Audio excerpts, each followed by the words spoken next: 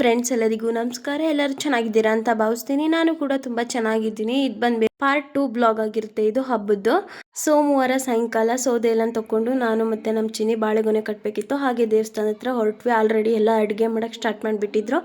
ಅಡುಗೆ ಎಲ್ಲ ಮಾಡಿಬಿಟ್ಟು ಇಲ್ಲೇ ದೇವಸ್ಥಾನದ ಹತ್ರ ಇಡ್ತಾರೆ ಎಲ್ಲರೂ. ಅದೇನೋ ಒಂಥರ ಖುಷಿ, ದೇವಸ್ಥಾನದ ಹತ್ರ ಹೋಗಿ ಅಡುಗೆ ಮಾಡಿ ಅಲ್ಲಿಡೋದೇ ಒಂಥರ ಖುಷಿ ನಮಗೆ. ದೇವಸ್ಥಾನದ ಹತ್ರ ಎಲ್ಲ ಹೋದ್ವಿ. ಆಲ್ರೆಡಿ ಅಡುಗೆ ಸ್ಟಾರ್ಟ್ ಆಗಿ ಅಡುಗೆ ಎಲ್ಲ ಮಾಡಿ ಅಲ್ಲೇ ಇಟ್ವಿ.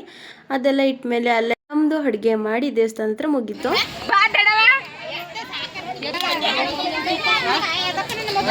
ಅಲ್ಲಿಂದ ಮುಗಿಸ್ಕೊಂಡು ಮನೆಗೆ ಹೋಗ್ತಾ ಇದ್ದೀವಿ. ನೋಡಿ ನಮ್ಮ ಮನೆ ಹತ್ರ ಯಾವ ಥರ ಲೈಟ್ ಹಾಕಿದ್ದಾರೆ, ಸುಸ್ವಾಗತ ಅಂತ ರೋಡ್ ಸೈಡು ಯಾವ ಥರ ಚೆನ್ನಾಗಿ ಲೈಟಿಂಗ್ಸ್ ಬಿಡ್ತಾರೆ. ಯಾವಾಗಲೂ ಇದೇ ಥರ ನೋಡಿ ಎಷ್ಟು ಚೆನ್ನಾಗಿ ಲೈಟಿಂಗ್ಸ್ ಎಲ್ಲ ಬಿಟ್ಟಿದ್ದಾರೆ ಅಂತ. ಇವಾಗ ನಾವು ಹೋಗಿ ಮತ್ತೆ ರೆಡಿ ಆಗಬೇಕು ದೇವಸ್ಥಾನ ಹತ್ರ ಹೋಗೋಕ್ಕೆ. ಇವತ್ತು ಬಾಯಿ ಬೀಗ ಇರೋದ್ರಿಂದ, ಇವತ್ತು ಅಮ್ಮನೂ ಉಪವಾಸ ಇದ್ದಾರೆ ಬಾಯಿ ಬೀಗ ಇರೋದ್ರಿಂದ ನೋಡಿ ಎಲ್ಲ ಹೋಗಿ ಇವಾಗ ಅಡುಗೆ ಎಲ್ಲ ರೆಡಿ ಮಾಡ್ಕೋಬೇಕು. ಬೆಳಗ್ಗೆಯಿಂದ ಉಪವಾಸ ಇದ್ದರು, ಏನಾದರೂ ಬಾತು ಗುಜ್ಜು ಅದೆಲ್ಲ ಮಾಡಬೇಕು.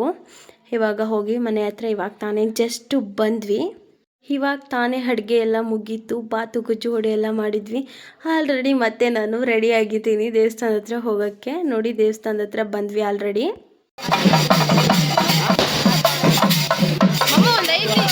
ಒಂದು 5 ನಿಮಿಷ ಹಿಡ್ಕೋಬೇಡ ಅಂತ ಹೇಳಿದ್ರ ನಿನ್ನ ಯಾರಾದರೂ?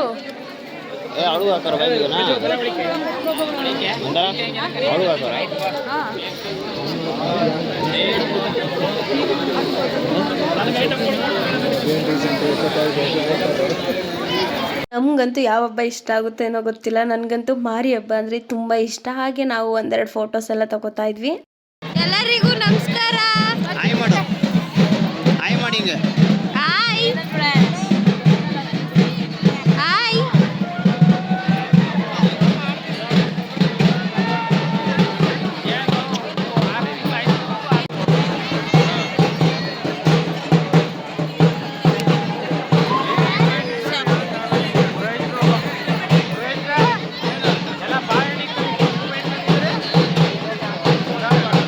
ನನ್ನ ಫ್ರೆಂಡ್ ಪಾಪು ಜೊತೆ ಎಲ್ಲ ಚೆನ್ನಾಗಿ ತಮಾಷೆ ಮಾಡಿಕೊಂಡು ಹಾಗೆ ಕುಣಿತ ಎಲ್ಲ ನೋಡ್ಕೊಂಡ್ವಿ.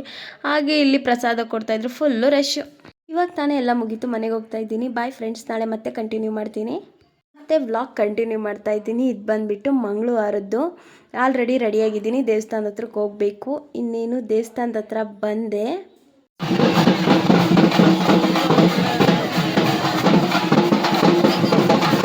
ನಾನು ದೇವಸ್ಥಾನಕ್ಕೆ ಹೋಗೋಷ್ಟಲ್ಲಿಗೆ ಪೂಜೆ ಎಲ್ಲ ಸ್ಟಾರ್ಟ್ ಆಗೋಗಿತ್ತು. ಆಲ್ರೆಡಿ ಮರಿ ಹೊಡಿಯೋಕ್ಕೆ ನಿಂತಿದ್ರು. ಅದಂತೂ ಒದ್ರುತ್ತಾನೆ ಇರಲಿಲ್ಲ, ತುಂಬ ಲೇಟ್ ಆಯಿತು ದೇವಸ್ಥಾನದ ಹತ್ರನೇ.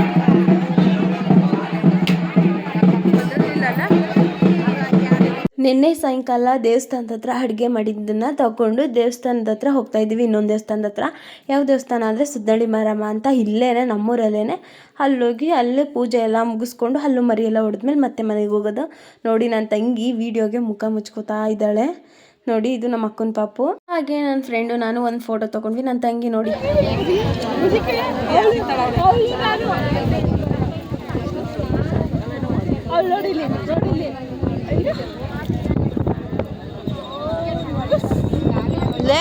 ಸಂಜು